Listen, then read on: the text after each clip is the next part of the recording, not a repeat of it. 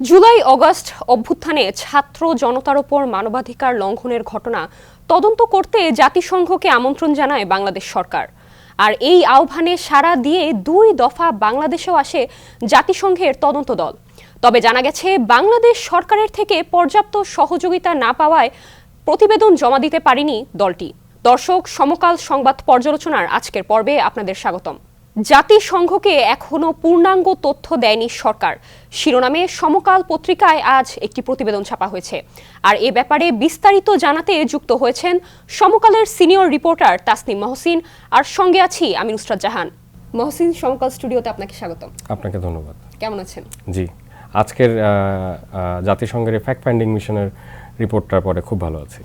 আপনার কাছে আমার প্রথম প্রশ্ন, জাতিসংঘের ফ্যাক্ট ফাইন্ডিং মিশন আসলে বাংলাদেশ সরকারের কাছে কি ধরনের বা কি কি তথ্য জানতে চায় তারা? আচ্ছা, মূলত জুলাইয়ের 1 থেকে 15 আগস্ট পর্যন্ত বাংলাদেশে যে ধরনের মানবাধিকারগুলো লঙ্ঘন হয়েছে এই সকল ধরনের তথ্য মূলত তার মধ্যে হচ্ছে গিয়ে 16 ধরনের তথ্য খুব স্পেসিফিক্যালি জানতে চেয়েছে। যেমন হচ্ছে গিয়ে কথার কথা আমরা বলি যে 5 আগস্টের পরে কিছু মাইনর সংখ্যালঘু সম্প্রদায়ের উপর সহিংসতার শিকার হয়েছে, তারা নির্যাতনের শিকার হয়েছে, সেটা যেমন চেয়েছে। 5 আগস্টের আগে এবং পরে আপনার নারীর প্রতি যৌন নিপীড়ন হয়েছে সেটা জানতে চেয়েছে, শিশুদের উপর নির্যাতন হয়েছে সেটা জানতে চেয়েছে। এগুলো আসলে খুব বড় কোনো তথ্য না, যেটা আসলে গভর্নমেন্টের দিতে আসলে কোনো খুব একটা সমস্যা নেই। মূল বিষয় হচ্ছে গিয়ে যে তাদের জানার আগ্রহের বিষয়গুলো ছিল যে যখন ছাত্র জনতার এই আন্দোলনে যখন হচ্ছে গিয়ে সরকারের বাহিনীগুলো হচ্ছে গিয়ে ক্র্যাকডাউন চালালো বা তাদেরকে দমন করা, তাদেরকে হচ্ছে গিয়ে ম্যানেজ করা, যেভাবেই আমরা বলি, সেটা যখন তারা করলো, তারা আসলে কিভাবে করলো, এটার রুলস অফ বিজনেসটা কি, মানে প্রত্যেকটা বাহিনীরই তো একটা রুলস অফ বিজনেস আছে, কতটুকু তারা আসলে এঙ্গেজ হতে পারবে, কতটুকু পারবে না। আচ্ছা, প্লাস হচ্ছে গিয়ে এটার কমান্ডিং পজিশনে কারা ছিলেন, তারা কমান্ডিং পজিশনে তারা কোন কোন সময় কি কি মেসেজ বা কি কি বার্তা বা কি কি অর্ডার হচ্ছে গিয়ে তাদের নিচে সাবঅর্ডিনেটদেরকে দিয়েছেন, নিচের যে অফিসাররা আছে তাদেরকে দিয়েছেন। মাঠ পর্যায়ের যারা হচ্ছে ওই সময় আন্দোলনে হচ্ছে গিয়ে দমন করছিলেন বা আন্দোলনকে নিয়ন্ত্রণ করার চেষ্টা করছিলেন, তাদের পর্যন্ত আসলে কি মেসেজ গিয়েছে, সেটা টেক্সটে গিয়েছে, তার সেটা মুখে বলেছে নাকি সেটা লিখিতভাবে গিয়েছে, কি কি ধরনের অস্ত্র ব্যবহার করা হয়েছে, সেই অস্ত্র ব্যবহারের অনুমতি আসলে কে দিয়েছে, কি কি ধরনের হচ্ছে গিয়ে অ্যামুনিশন ব্যবহার, গুলি ব্যবহার করা হয়েছে, সম্পূর্ণ বিস্তারিত, মানে এত বিস্তারিত চেয়েছে। কথা হচ্ছে গিয়ে যে এবং কোন কোন জায়গা থেকে হাই অফিসার মানে উচ্চ পর্যায়ের কোন কোন জায়গা থেকে নির্দেশনাগুলো আসলে নিচ পর্যন্ত গিয়েছে, যার ফলে এরকম একটা ব্রুটাল ক্র্যাকডাউন বাহিনীগুলো চালিয়েছে। সো সেই তথ্যগুলোই হচ্ছে গিয়ে চেয়েছে সরকারের কোন কোন অর্গান এটার সাথে জড়িত, বিচার বিভাগ আসলে কি করেছে, বা এই যে আন্দোলনের মাঝে আমরা দেখেছি যে নির্বিচারে গ্রেফতার হয়েছে, ছাত্র জনতা থেকে গ্রেফতার করা হয়েছে, বিরোধী দলের মতকে দমন করা হয়েছে। তো এই যে গ্রেফতার করা হয়েছে তাদের এগেনস্টে কি চার্জেস আপনার আনা হয়েছে, তাদের এগেনস্টে আদালত আসলে চার্জেসগুলোকে কতটুকু আমলে নিয়েছে, কীভাবে নিয়েছে, একদম ডিটেইল দিয়েছে, যাতে এটা বের করতে পারে কারা কারা এই অপরাধের সাথে জড়িত ছিলেন এবং ভবিষ্যতে এই ধরনের অপরাধ নিজ নাগরিকের উপর, এই ধরনের অপরাধ যাতে বাংলাদেশে আর কখনো না হয়, সেটাকে যাতে প্রিভেন্ট করা যায়, সেটাকে যাতে হচ্ছে গিয়ে আপনার অ্যাভয়েড করা যায়, এই কারণে তারা কিছু হচ্ছে গিয়ে সুপারিশ এবং ইয়েও দেবেন, যার কারণে তাদের কাছে হচ্ছে কি খুবই প্রয়োজনীয় যে পূর্ণাঙ্গ তথ্যটা আসলে পাওয়া। আচ্ছা, এই যে 16 ধরনের তথ্যের কথা বললেন, এই যে পূর্ণাঙ্গ তথ্য, এই পূর্ণাঙ্গ তথ্য কি আসলে দেওয়া হয়েছে কিনা বা সম্পূর্ণ তথ্য কি আসলে তাদের কাছে দেওয়া হয়েছে কিনা? না, সম্পূর্ণ তথ্যটা দেওয়া হয় নাই। কথা হচ্ছে গিয়ে যে 5 আগস্টের পরে তারপরে যখন হচ্ছে গিয়ে অন্তর্বর্তী সরকার, অধ্যাপক ডক্টর মোহাম্মদ ইউনূসের নেতৃত্বে অন্তর্বর্তী সরকার গঠন হলো, তো তারপরে জাতিসংঘকে হচ্ছে গিয়ে আমন্ত্রণ জানানো হলো বাংলাদেশে এই যে এই জুলাই আগস্টে যে ম্যাসাকারটা হয়েছে সেটার একটি তদন্তের জন্য, যাতে হচ্ছে একটা ইন্টারন্যাশনাল, কারণ এটা নিয়ে ভবিষ্যতে বিতর্ক হতে পারে, ইন্টারন্যাশনাল একটা যদি ইনভেস্টিগেশন হয়ে থাকে তাহলে অ্যাটলিস্ট কেউ অ্যাকিউজ করতে পারবে না এই গভর্নমেন্টকে যে আচ্ছা ফাইন তোমরা এটা পলিটিক্যাল মোটিভ থেকে বা রাজনৈতিক কোনো উদ্দেশ্যে প্রণোদিতভাবে হচ্ছে গিয়ে তোমরা এই মানুষগুলোকে হচ্ছে অ্যাকিউজ করার চেষ্টা করো, যেই কারণেই কিন্তু হচ্ছে কি জাতিসংঘকে এখানে ইনভলভ করা। প্লাস হচ্ছে গিয়ে এখানে তো ভয়াবহ লেভেলের ওই সময়টা মানবাধিকার লঙ্ঘন হয়েছে, সেই মানবাধিকার লঙ্ঘনের এই বিষয়গুলোকে ইনভেস্টিগেট করা বা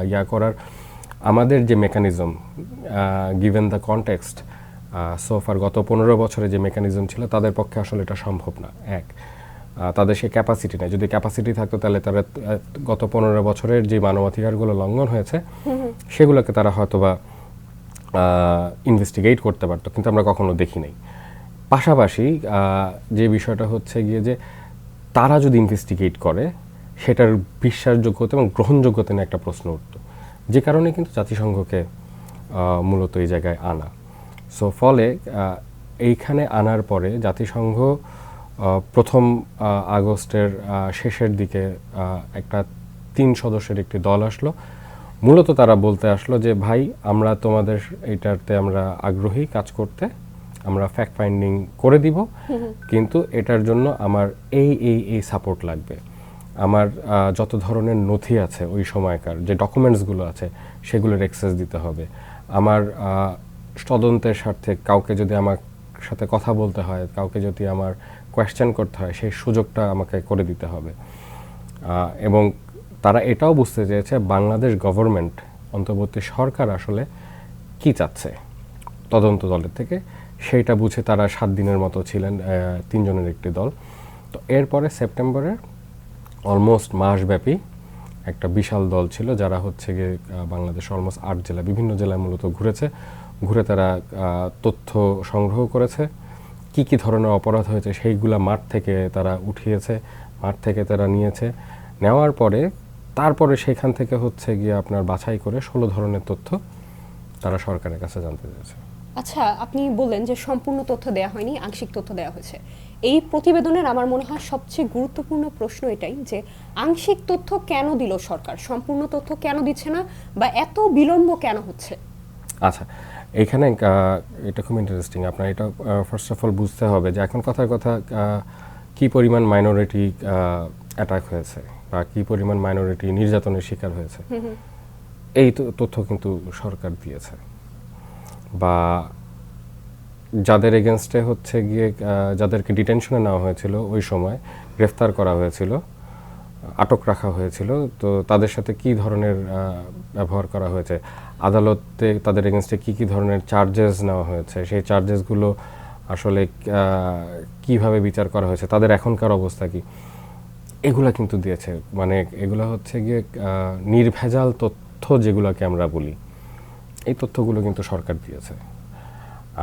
বিষয় হচ্ছে গিয়ে যে জুলাই আগস্টে যেটা হয়েছে, বাংলাদেশের মানুষের উপরে বিভিন্ন বাহিনী, বাংলাদেশের এমন কোনো বাহিনী আই গেস নাই যারা হচ্ছে গিয়ে জুলাই এবং আগস্টে তারা ডিউটিরত ছিলেন না, জুলাই আগস্টকে কেন্দ্র করে এই ইয়াকে।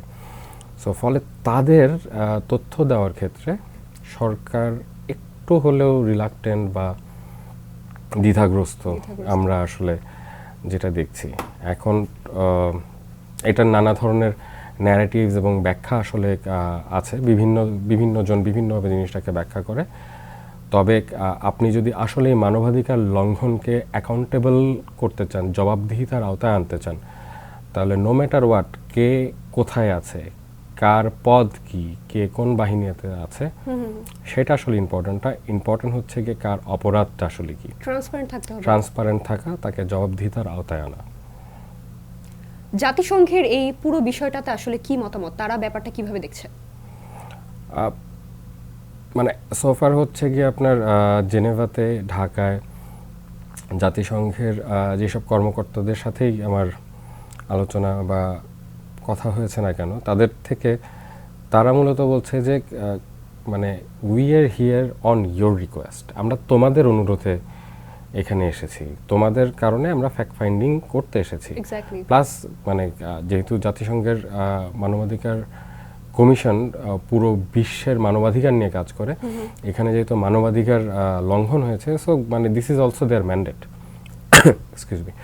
সো ফলে জাতিসংঘ যখন দেখছে যে বাংলাদেশের পক্ষ থেকে আসলে তাদেরকে কোঅপারেশন করা হচ্ছে না, সহযোগিতা করা হচ্ছে না, তারা এটাতে আসলে অবাক হচ্ছে। মানে তুমি বলছো যে you want to end the violence, you want to end the impunity, তো সেই জায়গায় বিচারহীনতা নিঃশেষ করা বা মানবাধিকার লঙ্ঘন যাতে আর কখনো না হয় সেই ব্যবস্থা করা, সেই দিকে তোমার যাওয়ার প্রচেষ্টা, সেইখানে সেইটা না করে, তো সেইখানে তো উল্টা উচিত ছিল হচ্ছে এই গভর্নমেন্টের তো অঙ্গীকার আগের আমলে যেই সব মানবাধিকার লঙ্ঘনগুলো হয়েছে তারা এগুলো যাতে আর কখনো আসলে না হতে পারে।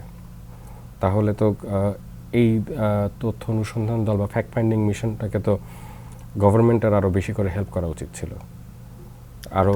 হ্যাঁ, এখন তার মানে তারা প্রপারলি পাচ্ছে না, এটা তাদেরকে আসলে অবাক করছে এবং মানে এটা আসলে তাদের কাছে কাম্য নয়।